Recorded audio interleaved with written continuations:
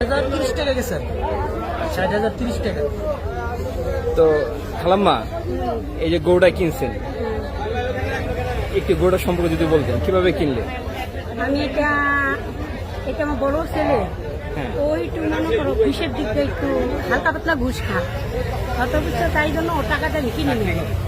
ও চাকরি করে, ও ঘুষের টাকা কিনি। মানে ছেলের সামনে বললেন ছেলের কথা? আমি বলছি ছেলে রাগ করবে না যে আমার মা সত্য কথা বলছি, ওর তো রাগ কি বলে ভাই? হ্যাঁ, চাকরি করলে তো ভাই একটু হালকা পাতলা এটা তো বুঝেনি, আপনাদেরকে বুঝাইতে হবে, এটা তো করতেই হয়। আম্মা সরাসরি আপনার সামনে বলুক, আমার মাই তো বলছে, অন্য কেউ তো বলে না।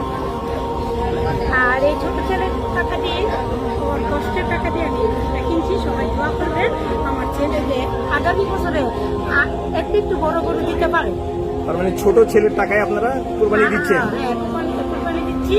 ওর কষ্টের টাকাটা দিয়ে ও আগামীতে একটু বড় গরু দিতে পারে, সেটার জন্য আপনাদের কাছে দোয়া। কথা বুঝছেন? আর আঙ্কেল সেও মনে করো একটু ব্যবসার দিক দিয়ে সঠিকভাবে ব্যবসা না, কথা বুঝছে, তাই জন্য তার টাকাটা আমি নিয়ে নেই। বুঝছো, আমার ছেলের টাকা দিয়ে আমি দিচ্ছি। এইটাই দোয়া তার মানে করবেন। আপনি মানে ঘুষের টাকা বা অন্য কোনো পথে যে টাকাটা আসুক সেই টাকাটা আপনার কুরবানি দিবেন না? না না না, কারণটা সেটা কি? আমি দিব না। কেন দিব না? আমার মরতে হবে। আমি কেন দিব? আমি আল্লাহরে সঠিকভাবে দিব। আল্লাহরে আমি দান করব, সঠিকভাবে দান করব।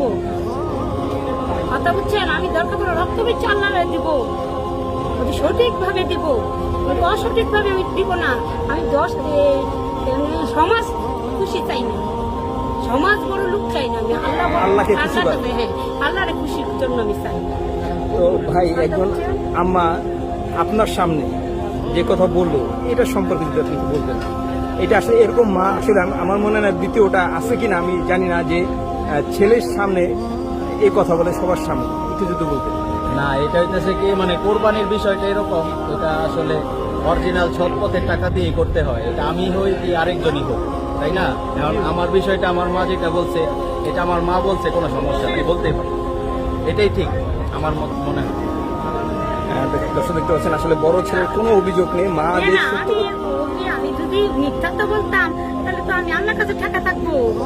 তাই জন্য আমি যারা যে কষ্ট করে কিনতে তার কথা আমি বলছি। আমি তো ইচ্ছা করলে মানুষ দেখাবার জন্য কুরবানি দিছি না, আমি আল্লাহরে খুশি করানোর জন্য কুরবানি দিছি। দোয়া করবেন আমার গরুটা ঠিক মতন থাকে, আমি সঠিকভাবে কুরবানি দিতে পারি, এমনকি যে আমি গরিবরে খুশি চাই, আমি কিনা খাইতে পারবো। একমাত্র আল্লাহকে খুশি করার। হ্যাঁ, আল্লাহর খুশির জন্য আর গরিবের জন্য, এটা ভাবছে গরিবের জন্য। আচ্ছা, আমরা একটু ছোট ছেলের সাথে কথা বলি। ভাই ভালো আছেন? আপনার নাম? শুনুন।